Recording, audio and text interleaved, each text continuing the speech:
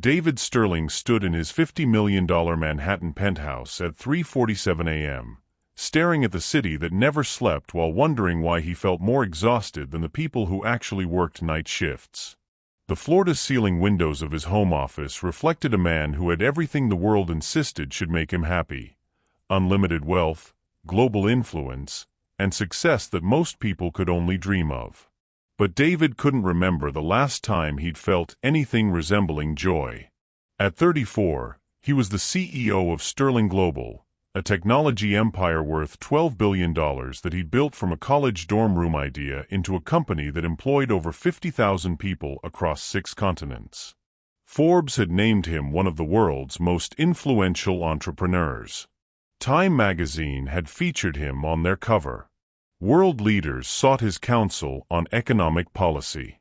And yet, standing in his penthouse surrounded by awards, accolades, and evidence of unprecedented success, David felt like he was slowly disappearing from his own life. The insomnia had been getting worse over the past year. David would work 18-hour days, fall into bed exhausted, then lie awake staring at the ceiling while his mind raced through strategic plans, market projections, and the endless stream of decisions that kept his empire functioning. When he did manage to sleep, he often woke feeling more tired than when he'd gone to bed. Food had become purely functional: protein bars eaten during meetings, coffee that kept him alert through video conferences with international partners, and occasional dinners with business associates where he picked at expensive meals while discussing quarterly projections. David couldn't remember the last time he'd eaten something because it tasted good rather than because his body needed fuel to continue operating. Exercise was scheduled into his calendar like any other business appointment. 30 minutes on his private gym's treadmill, focused on efficiency rather than enjoyment. Social interactions were limited to professional networking and media obligations. Even his penthouse, designed by award-winning architects and featured in Architectural Digest, felt more like a luxury hotel than a home. Have you ever achieved everything you thought you wanted, only to discover that success without personal fulfillment feels like the most elaborate form of emptiness? David's phone buzzed with another text from his assistant Jennifer, who had been trying for weeks to convince him to hire domestic staff to manage his personal needs. "David, you can't keep living on protein bars and 3 hours of sleep. I found several excellent candidates for private chef positions. The agency says these are the best culinary professionals in the city. Please let me schedule interviews." David stared at the message, understanding that Jennifer was right, but also feeling overwhelmed by the thought of having strangers in his personal space. He'd grown accustomed to the isolation of his penthouse, the predictable emptiness that asked nothing of him beyond professional performance. But his doctor had been increasingly concerned about David's weight loss, his inability to sleep, and what Dr. Martinez had gently described as the classic symptoms of someone who's achieved external success at the cost of internal well-being. "Mr. Sterling," Dr. Martinez had said during their last appointment, "your blood work shows signs of chronic stress and malnutrition. You're operating at a level that's not sustainable long-term. You need to make changes to your lifestyle before your body makes them for you." The warning had been delivered with the kind of professional concern that suggested Dr. Martinez had seen other successful executives burn out in spectacular and devastating ways. David typed back to Jennifer, "Schedule the interviews for tomorrow afternoon. But I want this handled quickly and efficiently. I don't have time for extensive deliberations." 18 hours later, David sat in his living room as Jennifer introduced him to the third chef candidate of the day. The first 2 had been technically qualified but had treated the interview like an audition for a reality TV show, talking extensively about their celebrity clientele and social media following. David had dismissed them both after 10 minutes, irritated by their focus on self-promotion rather than actual culinary skills. "Mr. Sterling," Jennifer said, "this is Amara Johnson. She comes highly recommended from Lou Bernardine and has experience with private dining for discerning clients." Amara Johnson stepped into David's living room carrying herself with quiet confidence rather than the aggressive ambition that had characterized the previous candidates. She was probably in her late 20s, with natural hair pulled back in a neat bun and an expression that suggested competence without pretension. But what caught David's attention wasn't her professional appearance. It was the way she smiled when she shook his hand. Not the calculated smile of someone trying to impress a wealthy client, but the kind of genuine warmth that suggested she actually enjoyed meeting new people. "Mr. Sterling," Amara said, "thank you for considering me for this position. I understand you're looking for someone who can provide high-quality meals that support your professional demands while respecting your personal preferences." Her voice carried the kind of calm professionalism that suggested she understood the difference between being accommodating and being servile. "What would you say distinguishes your approach to private chef work?" David asked, going through the motions of an interview while noting that Amara's presence somehow made his living room feel less sterile. "I believe food should be nourishing in every sense," Amara replied. "Not just nutritionally sound, but prepared with care and attention that makes eating feel like a positive part of your day rather than just a necessity." The answer was simple but somehow profound, coming from someone who clearly understood that wealthy clients often had complicated relationships with food, comfort, and care. "I also believe," Amara continued, "that the best meals are created when I understand not just dietary requirements, but the kind of experience that will genuinely improve someone's quality of life." David found himself paying attention in ways he hadn't during the previous interviews. Amara wasn't trying to impress him with credentials or celebrity connections. She was talking about food as if it could actually matter to someone's well-being. "Would you be comfortable preparing something now?" David asked, curious to see whether Amara's approach translated into actual culinary skill. "I'd like to evaluate your abilities firsthand." "Of course," Amara said, following him toward the kitchen that he barely used despite its professional-grade equipment. "Is there anything you particularly enjoy, or anything you'd prefer to avoid?" David realized he couldn't answer the question because he'd stopped paying attention to what he enjoyed eating. Food had become so functional that he'd lost track of preference, flavor, and the simple pleasure of a well-prepared meal. "Surprise me," he said, settling onto a bar stool where he could observe her work. What happened next would change David Sterling's understanding of what had been missing from his carefully optimized life. 3 years before Amara Johnson walked into David Sterling's sterile penthouse and began the process of teaching him how to live again, she had been working as a line cook at a family restaurant in Queens, dreaming of opening her own place while supporting her younger brother through college. Amara's relationship with food had been shaped by necessity, creativity, and love from an early age. After their parents died in a car accident when Amara was 19 and Marcus was 14, she became responsible not just for their financial survival, but for maintaining the sense of family that meals together had always provided. "Food is love made visible," their grandmother had always said, and Amara had taken that philosophy to heart as she'd learned to create comfort and connection through cooking, even when their budget barely covered basic ingredients. Working 2 jobs, line cook during the day, catering assistant on weekends, Amara had put Marcus through high school and into Columbia University on academic scholarships that covered tuition but not living expenses. Every paycheck had been carefully allocated between rent, Marcus's books and supplies, and the small savings account she'd been building toward her dream of opening a neighborhood restaurant. The dream had been specific and heartfelt, a small place that served elevated comfort food to working families, where excellent ingredients and careful preparation would make everyday meals feel special. Not a destination restaurant for wealthy food tourists, but a community gathering place where good food created connections between neighbors and friends. But after 5 years of 60-hour weeks and careful budgeting, Amara had saved only $12,000 toward a dream that required at least $200,000 in startup capital. At her current rate of saving, she'd be 50 before she could afford to take the risk of opening her own place. The transition to private chef work had been born of practical necessity rather than ambition. Marcus's senior year at Columbia had coincided with unexpected medical bills when Amara had been hospitalized with pneumonia and missed 3 weeks of work. The financial setback had forced her to look for higher-paying opportunities that could rebuild her savings more quickly. Amara, her friend Lisa had suggested, you should consider private chef work.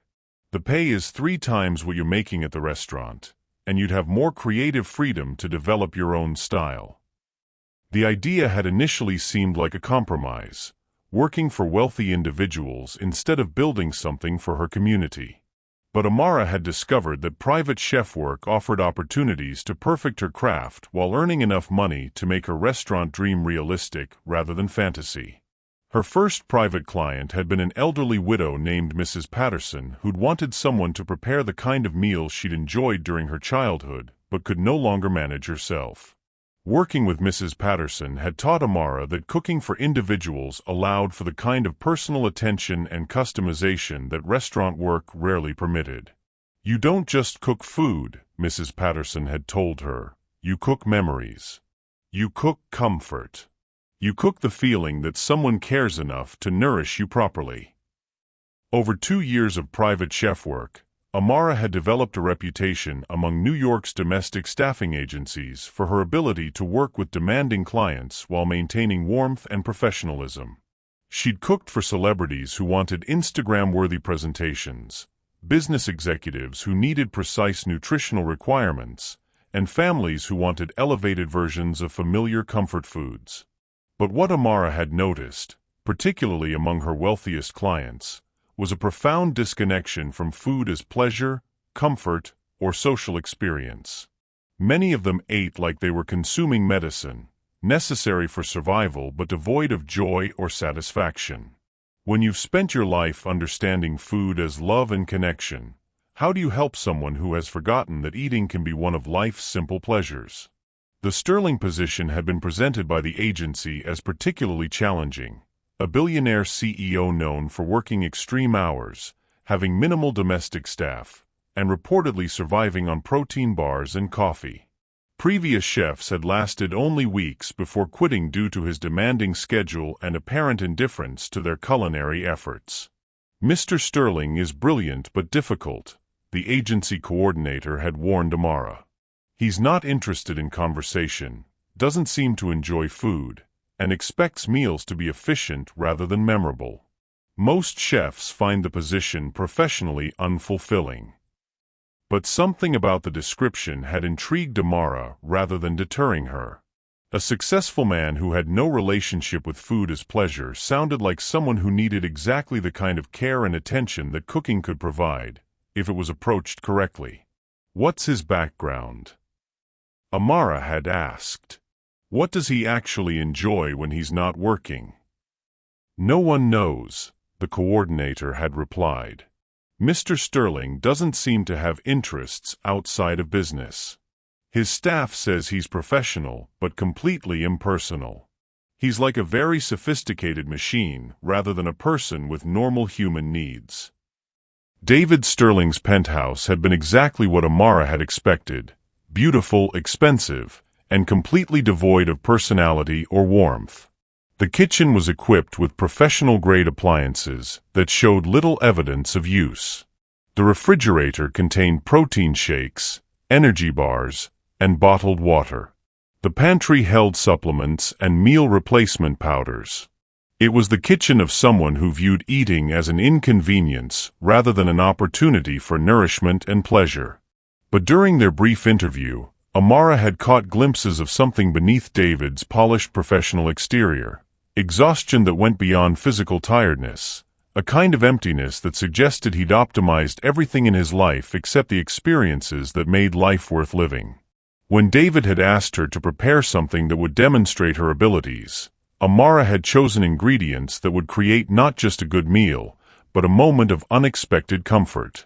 She'd prepared pan-seared salmon with a lemon herb butter, accompanied by roasted vegetables and wild rice pilaf.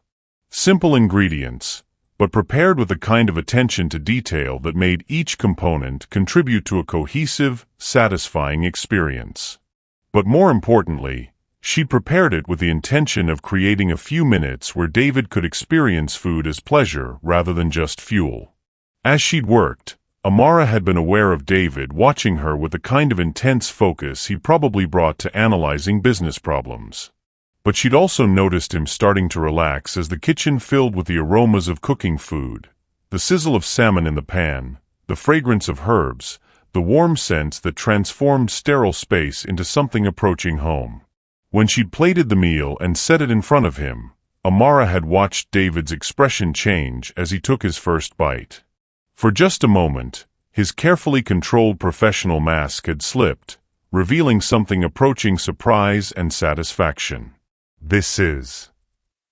David had paused, searching for words to describe an experience he hadn't had in years. "This is actually delicious." The wonder in his voice had told Amara everything she needed to know about how disconnected David had become from simple pleasures, and how much he needed someone who understood that nourishment involved more than just nutritional requirements. "Mr. Sterling," Amara had said, "I'd like to work for you. Not just as a chef, but as someone who can help you remember that taking care of yourself can actually feel good." It had been a bold statement to make to a billionaire, but Amara had sensed that David Sterling needed someone willing to see him as a human being rather than just a successful executive.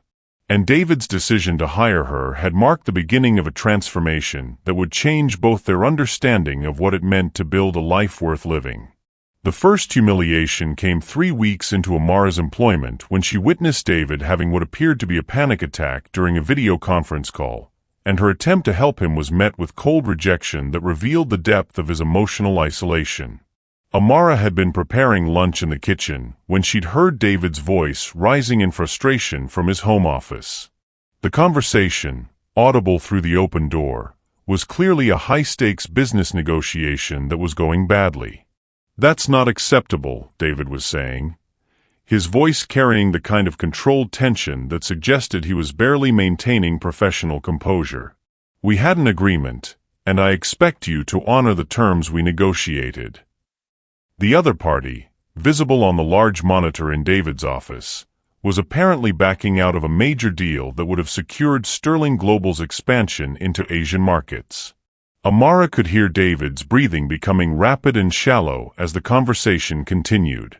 "Mr. Sterling," the executive on the screen was saying, "market conditions have changed since our initial discussions. We're not prepared to move forward at this time." "Market conditions," David repeated, his voice taking on an edge that suggested he was fighting to maintain control. "Or did one of my competitors make you a better offer?" Amara watched from the kitchen as David's hands began trembling slightly, a sign of stress that he was trying to hide from the people on the video call. She recognized the symptoms of someone whose body was responding to chronic stress in ways that were becoming impossible to manage. "Mr. Sterling, I think we should end this call and reconvene when everyone has had time to consider all options," the executive said, clearly uncomfortable with David's visible agitation. After the call ended, Amara heard David's chair crash backward and the sound of someone struggling to breathe normally. When she looked into the office, she saw him gripping the edge of his desk, his face pale and his breathing rapid and shallow. "Mr. Sterling," Amara said, stepping into the office with concern overriding professional boundaries, "are you all right?" "I'm fine," David snapped, though he was clearly not fine. "Please return to the kitchen." But Amara could see that David was having some kind of anxiety or panic response, and her instinct to help overrode his instruction to leave him alone. "You're hyperventilating," she said gently, moving closer despite his obvious desire for her to leave. "If you can slow your breathing down, you'll start to feel better." "I said I'm fine," David repeated, his voice harsh with embarrassment and anger at being seen in a vulnerable state. "Mr. Sterling," Amara said, "you're not fine, and that's okay. Sometimes our bodies react to stress in ways we can't control." She moved to the small seating area in his office and began speaking in the calm, steady voice she'd learned to use during her brother's anxiety attacks in high school. "If you can sit down and focus on breathing slowly, I can help you get through this, Amara said. There's no shame in needing a few minutes to recover from a difficult situation. But David's response revealed the depth of his resistance to accepting help or showing vulnerability. "Ms. Johnson," he said, his voice cold despite his continued struggle to breathe normally, "I didn't hire you to provide medical or psychological assistance. I hired you to prepare meals. Please confine yourself to your designated responsibilities." The rejection stung because Amara could see that David was suffering, but his need to maintain control was more important to him than accepting help that could provide relief. When someone you care about rejects your help during their moment of greatest need, how do you balance respecting their autonomy with wanting to ease their pain? "Of course," Amara said, stepping back toward the kitchen. "I apologize for overstepping." But as she returned to meal preparation, Amara could hear David's continued struggle with breathing and stress, and she made a decision that would begin her quiet campaign to care for him whether he was willing to acknowledge his need for care or not. Instead of preparing the protein-heavy, efficiency-focused lunch David had requested, Amara began making chamomile tea with honey and preparing a light meal designed to help someone recover from acute stress: chicken soup with ginger and turmeric, whole grain toast, and fresh fruit that would provide gentle nutrition without overwhelming his system. She also prepared a small lavender sachet and placed it near his office, hoping the subtle aromatherapy might help him calm down without making it obvious that she was trying to help. 20 minutes later, David emerged from his office looking composed but exhausted, clearly having fought his way back to professional control through sheer willpower rather than actually addressing his stress. "Ms. Johnson," he said, his voice professionally neutral, "I'd like lunch served in the dining room, please." "Of course," Samara replied, carrying the tray she'd prepared to the formal dining room that David rarely used. When David saw the meal, comfort food rather than his usual executive-appropriate fare, his expression shifted to something between confusion and annoyance. "This isn't what I requested," he said, staring at the chicken soup as if it were evidence of professional incompetence. "No, it isn't," Amara agreed calmly. "I prepared something that I thought would be more helpful for you right now." "More helpful." David's voice carried the kind of cold authority he probably used with employees who had disappointed him. "Ms. Johnson, I expect you to prepare what I request, not what you think I need." This was the moment when Amara could have apologized, replaced the meal, and returned to the safe boundaries of employer-employee hierarchy. Instead, she made a choice that would begin to challenge David's carefully controlled world. "Mr. Sterling," Amara said, meeting his gaze with steady professionalism, "you hired me because I understand how to nourish people properly. Right now, your body is recovering from significant stress, and what it needs is gentle, calming nutrition rather than heavy proteins that would require energy to digest." David stared at her with surprise that someone was explaining his own needs to him rather than simply following orders. "Furthermore," Amara continued, "I've worked with other high-performance executives, and I've learned that the best service I can provide is paying attention to what will actually support their well-being rather than just fulfilling requests that might not serve their best interests." The speech was professional but firm, establishing Amara as someone who would provide expertise rather than just compliance. "Are you refusing to follow my instructions?" David asked, though his tone carried curiosity rather than pure anger. "I'm providing professional recommendations based on your current needs," Amara replied. "If you'd prefer different food, I'm happy to prepare it. But I believe this meal will help you feel better, and that's ultimately what I'm here to accomplish." David looked at the soup, then at Amara, then back at the soup with an expression that suggested he was processing an entirely new concept: the idea that someone might care about his well-being enough to override his explicit instructions. After a long pause, he picked up the spoon and took a tentative bite. The soup was perfectly seasoned, warming, and exactly what his stressed system needed. As he continued eating, Amara could see tension leaving his shoulders and his breathing returning to normal. "This is..." David paused, searching for words to describe the experience of being cared for through food. "This is very good. I'm glad you're enjoying it," Amara said, beginning to clear away the lunch setup. "I'll have dinner ready at 7, unless you prefer a different time." As she returned to the kitchen, Amara realized that she'd just established a new dynamic in their relationship. She wasn't going to be just a service provider who followed orders. She was going to be someone who paid attention to David's actual needs and provided care accordingly. It was a small defiance, but it marked the beginning of Amara's campaign to teach David Sterling that accepting care wasn't a sign of weakness, and that someone could support his success while also supporting his humanity. The escalation began 6 weeks into Amara's employment when David's business empire started showing cracks that revealed the unsustainable nature of his work-obsessed lifestyle, and Amara discovered that her efforts to care for him were becoming emotionally complicated in ways she hadn't anticipated. The crisis started on a Tuesday morning when David's largest investor, Richardson Holdings, announced they were pulling $800 million in funding from Sterling Global due to concerns about leadership sustainability and strategic direction. The news hit financial markets like a bomb, sending Sterling Global's stock price down 23% in the first hour of trading. Amara was preparing breakfast when she heard David on a conference call with his crisis management team, his voice carrying the kind of controlled panic that suggested his entire empire was under threat. "How did Richardson get access to our internal performance metrics?" David was demanding. "Those documents were confidential." "Sir," came the voice of his chief financial officer, "it appears someone leaked information about your health concerns and work schedule to Richardson's board. They're questioning whether Sterling Global can maintain stability with leadership that's operating under significant stress."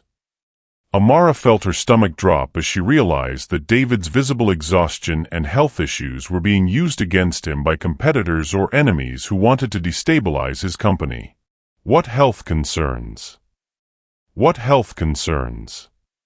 David's voice was sharp with anger and fear. "I'm perfectly capable of managing this company. Sir, there are reports that you've been seen having what appeared to be anxiety attacks during public events, that you've lost significant weight, and that your decision-making has become erratic due to sleep deprivation." The conversation continued for 2 hours, with David fielding calls from board members, major clients, and media representatives who were all demanding explanations for Richardson Holdings' sudden withdrawal of support. By noon, David looked like he was on the verge of collapse. His hands were shaking as he scrolled through news coverage that was describing Sterling Global as a company in crisis under leadership that may not be equipped to handle the pressures of running a global empire. That's when the first twist occurred, something that would change Amara's understanding of her role in David's life and force her to confront feelings she'd been trying to ignore. "Ms. Johnson," David said, appearing in the kitchen with an expression that mixed desperation with determination, "I need to ask you for something that's outside your normal responsibilities." Amara looked up from the lunch she'd been preparing, immediately concerned by the exhaustion and stress visible in David's face. "Of course, Mr. Sterling. What do you need?"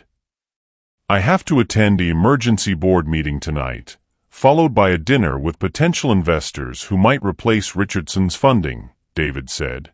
"I need to appear confident, healthy, and completely in control of the situation." He paused, struggling with what he was about to ask. "I need you to come with me. Not as my chef, but as someone who can help me maintain my composure if I start to have another episode." The request was extraordinary. David was essentially asking Amara to serve as his emotional support during the most important business meetings of his career, trusting her with his vulnerability in ways that went far beyond their professional relationship. "Mr. Sterling," Amara said carefully, "are you sure that's appropriate? I'm not qualified to provide medical or psychological support during high-stress situations. You're the only person who's been able to help me stay calm when I start to lose control," David replied honestly. "When you made me that soup after the Richardson call, it was the first time in months that I felt stable. grounded. The admission revealed how isolated David had become and how desperately he needed human connection, even if he couldn't acknowledge it directly. "What would you need me to do?" Amara asked, though she already knew she would say yes because she could see how much he was struggling. "Just be there," David said. "If I start to hyperventilate or lose focus, just remind me to breathe. Help me remember that I'm capable of handling this." When someone who has never shown vulnerability asks you to be their strength during their darkest moment, how do you balance professional boundaries with human compassion? That evening, Amara found herself in the back of David's limousine, wearing a dress borrowed from his assistant Jennifer and feeling completely out of her depth as they drove toward a boardroom where the future of a $12 billion company would be decided. "Are you nervous?" David asked, apparently noticing that Amara was gripping her hands tightly in her lap. "I'm terrified," Amara admitted. "I've never been in a situation like this. What if I say something wrong? What if I make things worse for you?" David looked at her with surprise, apparently not having considered that Amara might be anxious about the evening. "You don't have to say anything," he assured her. "You just have to be yourself. That's what helps me feel normal." The word normal revealed everything about what Amara had been providing for David, not just food and professional service, but a sense of human connection that helped him remember he was more than just a business machine. The board meeting was exactly as intense as Amara had feared. 12 of the most powerful business leaders in New York sat around a mahogany table, discussing David's leadership as if he weren't present, questioning whether Sterling Global could survive the loss of Richardson's investment and the negative media coverage about David's health. "Mr. Sterling," said board member Margaret Davies, "we need assurance that you're capable of managing this crisis without compromising the company's stability.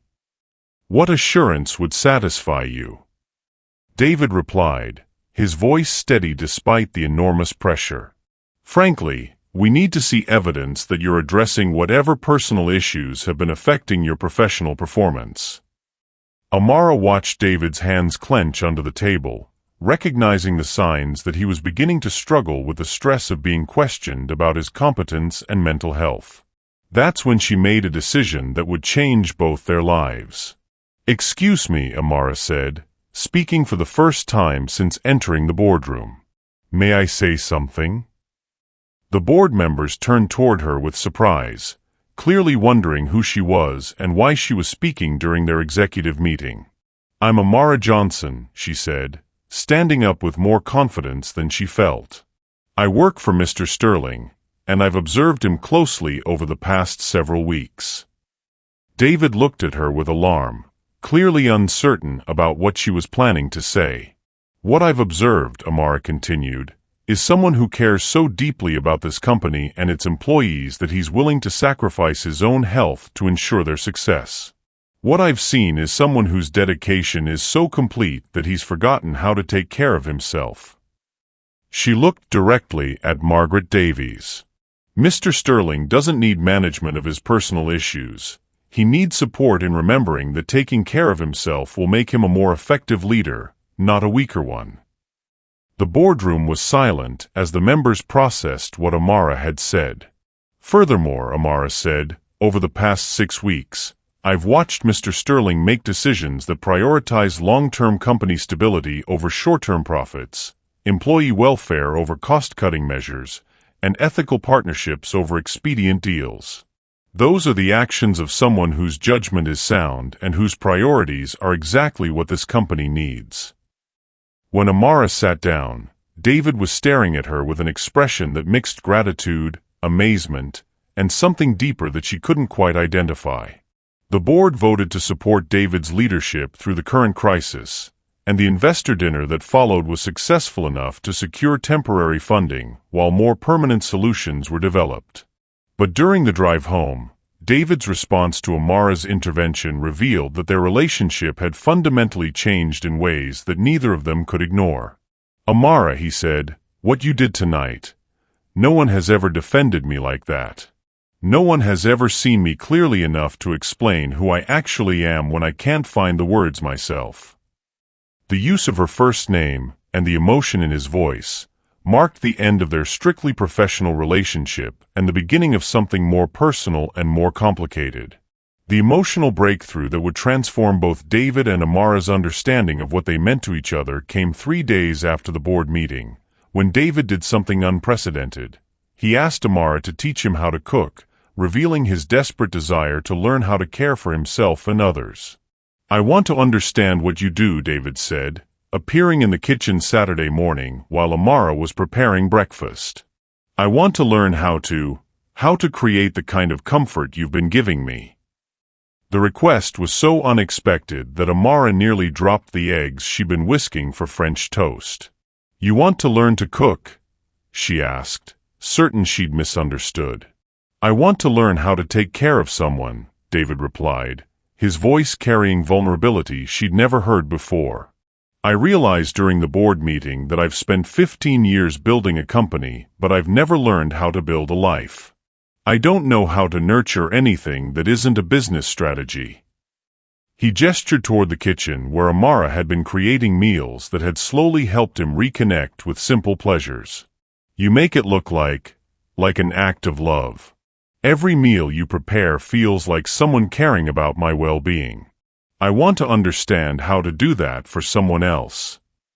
The admission revealed the depth of David's emotional isolation and his growing awareness that success without the ability to create intimacy and care was ultimately hollow. "David," Amara said, using his first name for the first time, "cooking isn't just about following recipes. It's about paying attention to what someone needs, then creating something that provides comfort, nourishment, and care."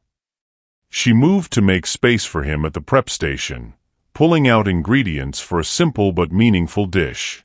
"We'll start with something basic but important," Amara said. "Scrambled eggs. It's simple enough that you can't get overwhelmed, but it requires attention and care to do well." As David joined her at the counter, Amara was acutely aware of his proximity, the way he listened intently to her instructions, the careful attention he paid to each step, and the unexpected intimacy of sharing space and activity that had nothing to do with business or professional obligations. "The key," Amara explained, "is low heat and patience. Most people rush scrambled eggs, but the best results come from taking time and paying attention to what's happening in the pan." David followed her instructions with the same focused intensity he brought to everything else, but Amara could see him struggling with the unfamiliar concept of process-focused, rather than results-focused activity. "This is harder than I expected," David admitted as his first attempt at eggs turned out overcooked and rubbery. "I keep trying to speed up the process." "That's because you're thinking like a CEO," Amara said, smiling at his frustration. "You're used to optimizing for efficiency. But cooking is about optimizing for care." She moved closer to guide his technique, her hand covering his on the spatula as she demonstrated the gentle stirring motion that would create creamy, perfect eggs. When someone who has mastered control in every area of their life learns to surrender to process and patience, what does it reveal about their capacity for growth and intimacy? "Feel that," Amara said, their hands moving together as the eggs slowly came together in the pan. "You're not forcing them to cook faster. You're creating the conditions where they can become what they're supposed to be." The metaphor wasn't lost on either of them. David was learning not just about cooking, but about the patience and attention required to nurture anything meaningful. When the eggs were finished, perfectly creamy and delicate, David stared at them with the wonder of someone who had just accomplished something genuinely new and meaningful. "I made this," he said, as if he couldn't quite believe it. "You made this," Amara confirmed, watching his face light up with an expression of satisfaction she'd never seen before. They ate the eggs together at the kitchen island, and Amara was struck by how different David seemed when he was focused on simple, immediate pleasure rather than complex strategic planning. "Amara," David said, "can I ask you something personal?" "Of course." "What do you want from life? Not just professionally, But, what would make you genuinely happy? The question caught Amara off guard because it required her to acknowledge dreams she'd been setting aside while focusing on David's needs. "I want to open a restaurant," she said honestly. "Not a fancy place for wealthy clients, but a neighborhood restaurant where families can afford to celebrate special occasions, where good food creates community and connection." She paused, surprised by her own honesty. "I want to create the kind of place where someone having a terrible day can come in alone and leave feeling cared for. Where couples can have their first date or their 50th anniversary. Where kids can have birthday parties and grandparents can share family recipes." David listened with the intensity he usually reserved for business presentations, but his expression showed genuine curiosity rather than professional evaluation. "How close are you to making that happen?" he asked. Amara felt heat rise in her cheeks as she prepared to admit how far her dreams still were from reality. "I have about $15,000 saved," she said. "I need probably $200,000 to do it right. At my current rate of saving, I'll be 50 before I can afford to take that risk." "What if money weren't an obstacle?" David asked. "What if you could open your restaurant tomorrow? What would that look like?" The question was hypothetical, but it allowed Amara to articulate a vision she'd been carrying for years. "I'd find a space in a real neighborhood, not a trendy area where rent prices out the families I want to serve," she said, her voice growing stronger as she described her dream.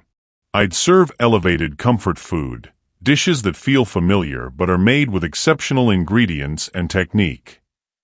Her eyes lit up as she described menus that would change seasonally, hiring practices that would provide opportunities for young cooks from disadvantaged backgrounds, and community events that would make the restaurant a gathering place rather than just a business. "It sounds like you've thought about every detail," David observed. "I've been thinking about it for 8 years, Amara admitted. "Sometimes I worry that I'm just dreaming instead of actually working toward making it happen." That's when David said something that would change everything about their relationship and their individual futures. "What if I invested in your restaurant?" he said quietly. Amara stared at him, certain she'd misheard. "What?" "What if I provided the capital for your restaurant, as a business investment?" David repeated. "You handle all the creative and operational decisions. I provide the funding and maybe some business guidance." The offer was so unexpected and so generous that Amara felt tears threatening. "David, that's incredibly generous, but I can't accept something like that. It would change everything between us." "It would change everything," David agreed, "but maybe that's what we both need." He reached across the kitchen island to take her hand, the simple gesture carrying more intimacy than any of their previous interactions.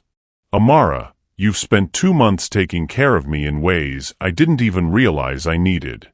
You've helped me remember that life can involve pleasure, comfort, and genuine connection with another person." His voice grew more serious. "I want to help make your dreams possible because watching you talk about your restaurant is the first time I've seen what passion looks like when it's directed toward creating something meaningful rather than just accumulating success."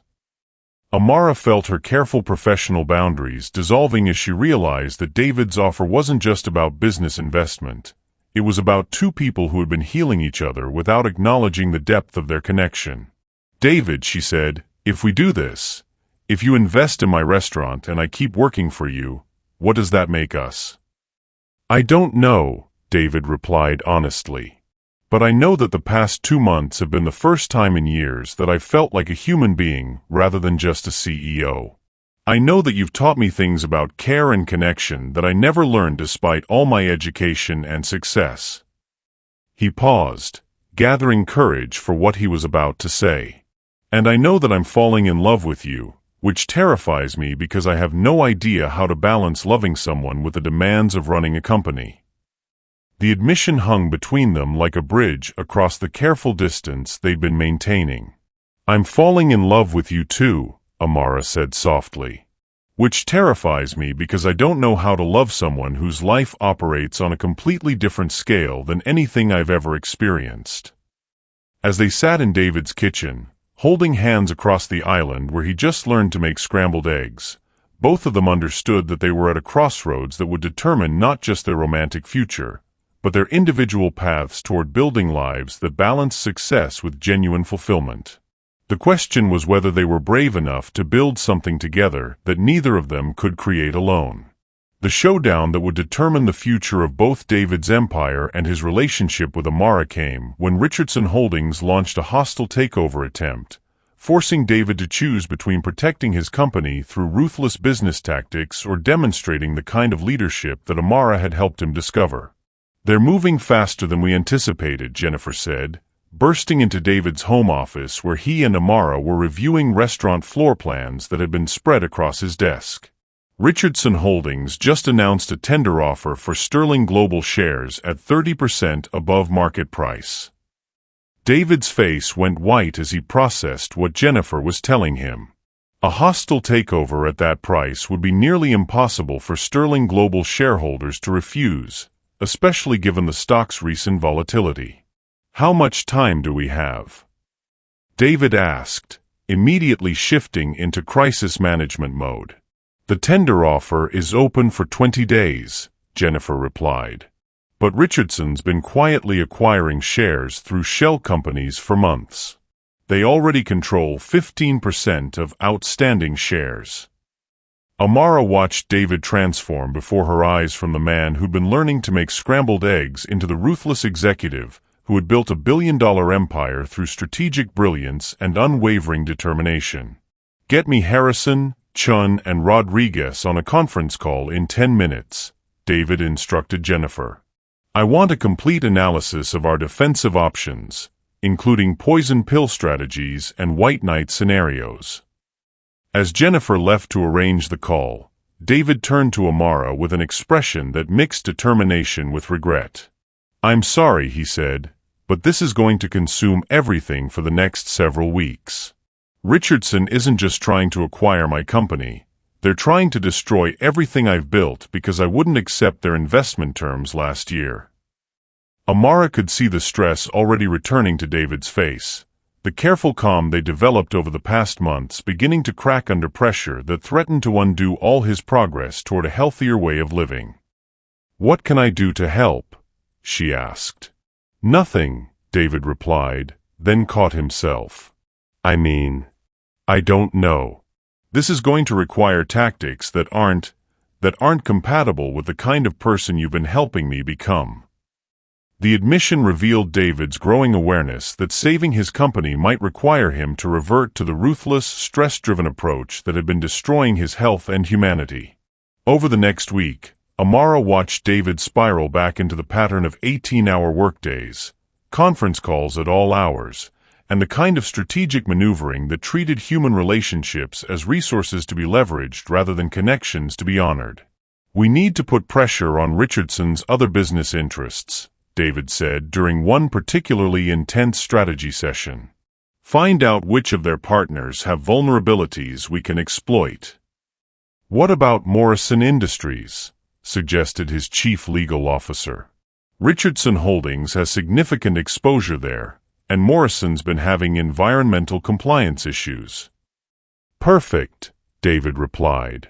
"Leak the environmental information to the financial press. Make Richardson's investors nervous about their judgment and due diligence. When external threats force someone to choose between the person they've become and the tactics that once made them successful, how do they balance survival with integrity?" Amara found herself witnessing business practices that revealed a side of David she hadn't seen before: brilliant but cold, strategic but ruthless, effective but ultimately destructive to the kind of relationships and values that had been healing him.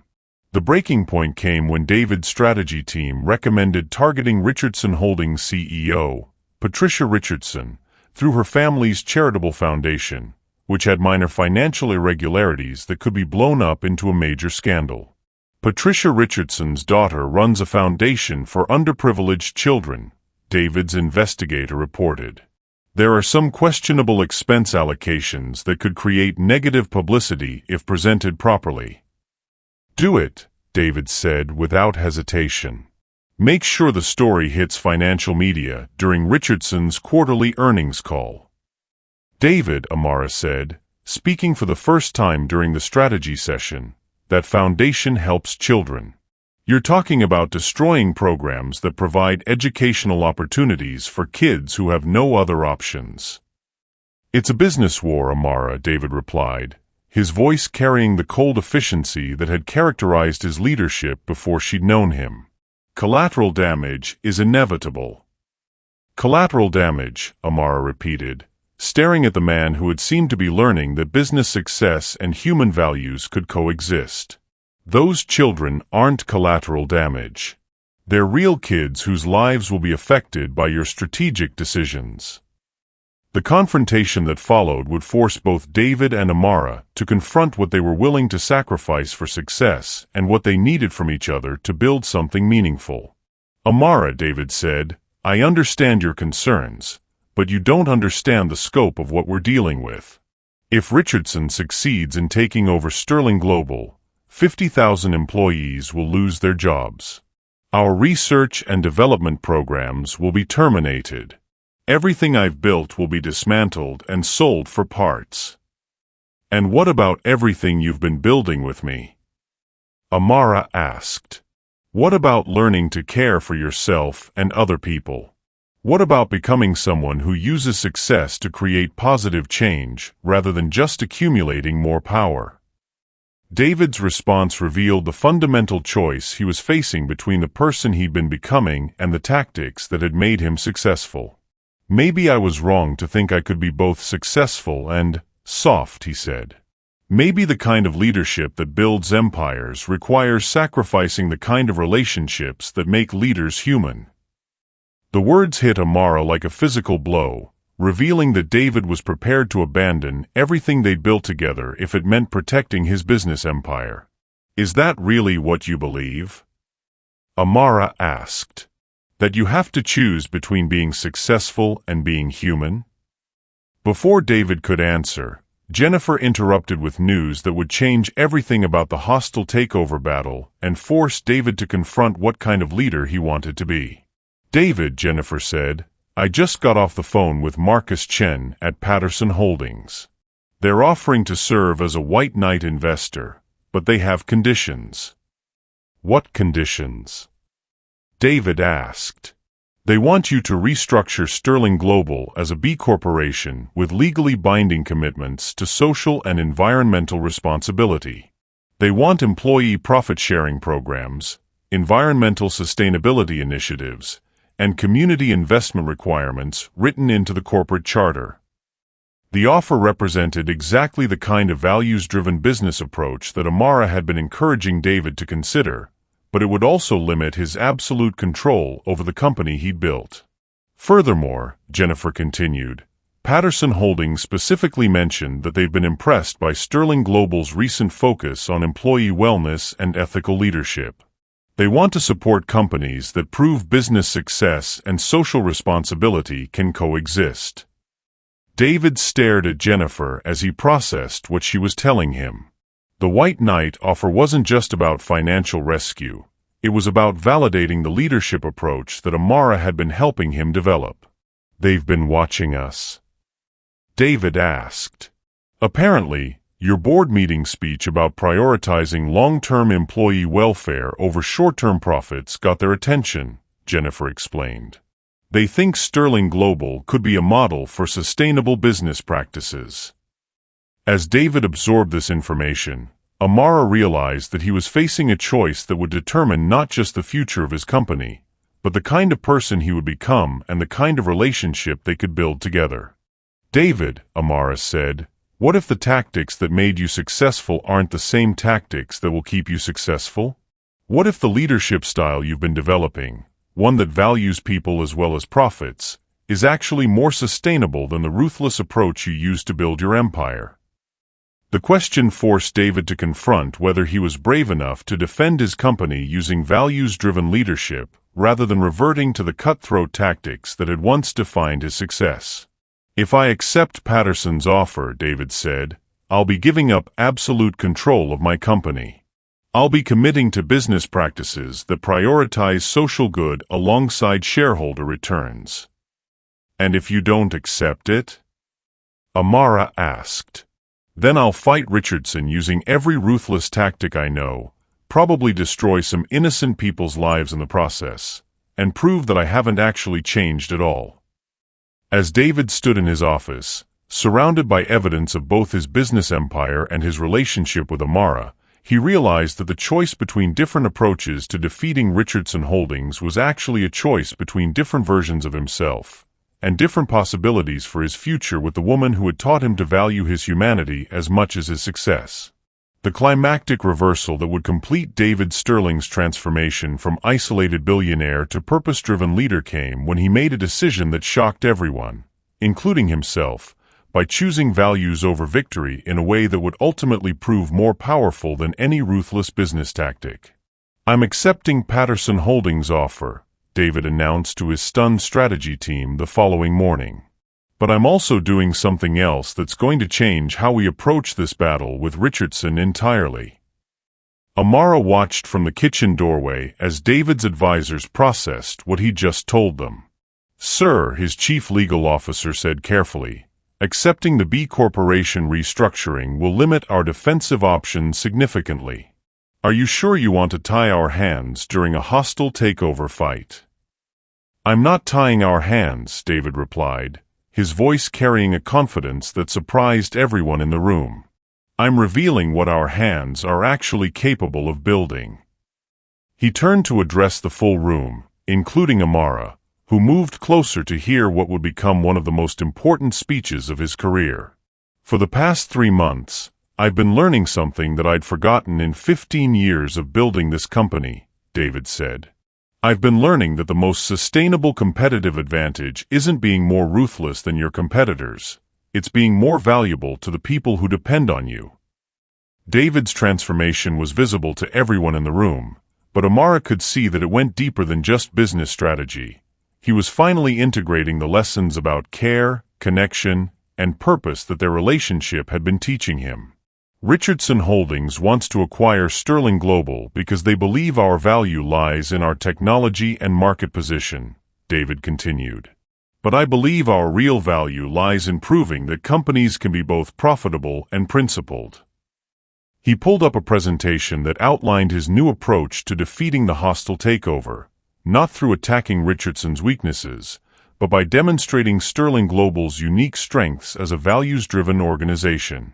We're going to fight this takeover by showing our shareholders, employees, and customers exactly what kind of company we're building, David announced. We're going to prove that ethical leadership and long-term thinking create more value than short-term profit maximization. The strategy was unprecedented.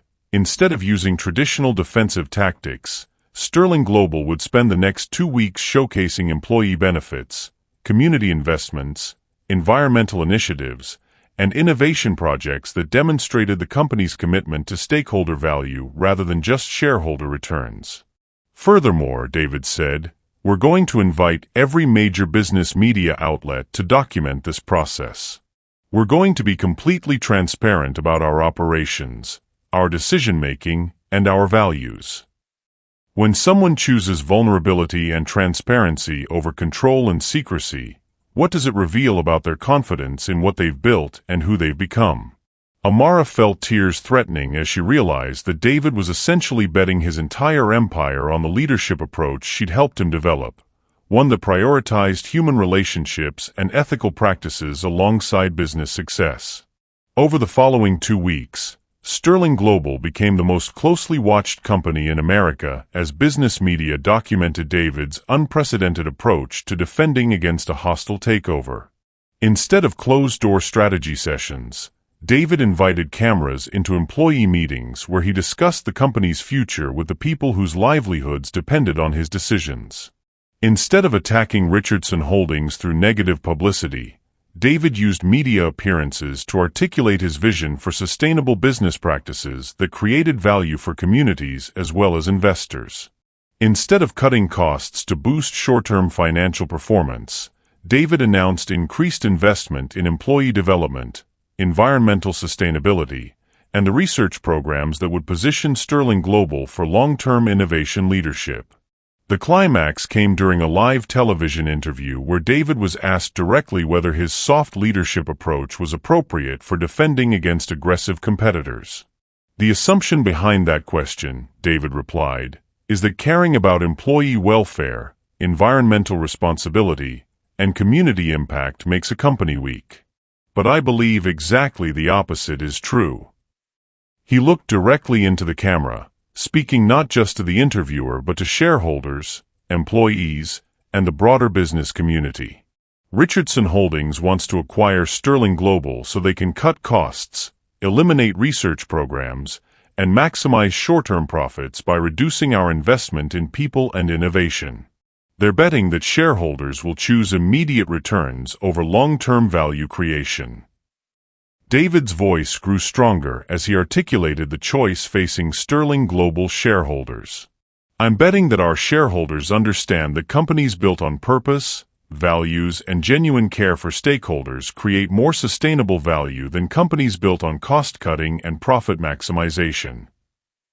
The interview became a viral moment that transformed the hostile takeover battle into a broader conversation about business ethics and leadership philosophy. But the most meaningful resolution came that evening, when David returned home to find Amara preparing dinner in their kitchen. Their kitchen, because over the past months, his penthouse had become their shared space in ways neither had explicitly acknowledged. "How do you feel about potentially losing your company?" Amara asked as they worked together to finish the meal that had become their daily ritual of connection and care. "Strangely calm," David replied, surprising himself with the honesty of his answer. 6 months ago, losing Sterling Global would have felt like losing my identity. Now it feels like an opportunity to prove that we can build something even better together." The "we" in his statement encompassed both his business partnership with Patterson Holdings and his personal partnership with Amara. "David," Amara said, "regardless of what happens with Richardson Holdings, I want you to know that watching you choose your values over your fears has been the most inspiring thing I've ever witnessed." 2 days later, Richardson Holdings withdrew their tender offer. The withdrawal wasn't due to any traditional defensive tactics, but because Sterling Global's transparent demonstration of values-driven leadership had actually increased the company's stock price and made their acquisition target too expensive to pursue profitably. More importantly, the 2 weeks of media coverage had generated so much positive attention for Sterling Global's business model that major institutional investors were requesting meetings to discuss long-term partnerships with companies that prioritized stakeholder value.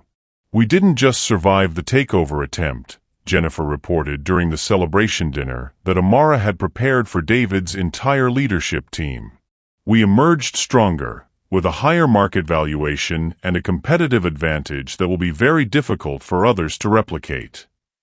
But for David, the real victory wasn't business success. It was the realization that he'd defended his company using the leadership approach that Amara had helped him develop, proving that strength and compassion could coexist in ways that created more value than either approach alone. 6 months later, Amara's restaurant home opened in a restored brownstone in Brooklyn, funded through David's investment but operated according to her vision of community-centered dining that made exceptional food accessible to working families. The restaurant became exactly what Amara had dreamed, a gathering place where neighbors celebrated milestones, where single diners felt welcomed and cared for, where exceptional food created connections between people from different backgrounds and circumstances. But the most beautiful resolution was something that neither of them had planned. David began spending his evenings at home, not as an investor checking on his business interests, but as someone who had learned that the most satisfying success comes from creating something meaningful with the person you love. "You know what I realized," David said one evening as they cleaned up the restaurant together after the last customers had left. "Building an empire doesn't matter if you don't have someone to share it with. But building a life with someone you love, that makes every other achievement feel like preparation for what really matters." As they worked side by side in the restaurant kitchen, Surrounded by evidence of dreams realized and values lived, both Amara and David understood that they had created something more valuable than either business success or personal happiness alone. They had proven that love doesn't limit ambition. It gives ambition meaning. They had discovered that the most sustainable competitive advantage isn't being more ruthless than your competitors. It's being more human. And they had learned that sometimes the greatest success comes not from accumulating more wealth or power, but from using whatever wealth and power you have to create joy, connection, and opportunity for others. The billionaire who had everything but happiness had found that happiness multiplied when shared, success felt meaningful when it served others, and love provided the foundation that made all other achievements worthwhile. Thank you for watching this story to the end. If you enjoyed this story, you will surely love the next one. It's as crazier and more intriguing as you can ever imagine. So do check it out. Click on the image showing on your screen right now to watch the next one.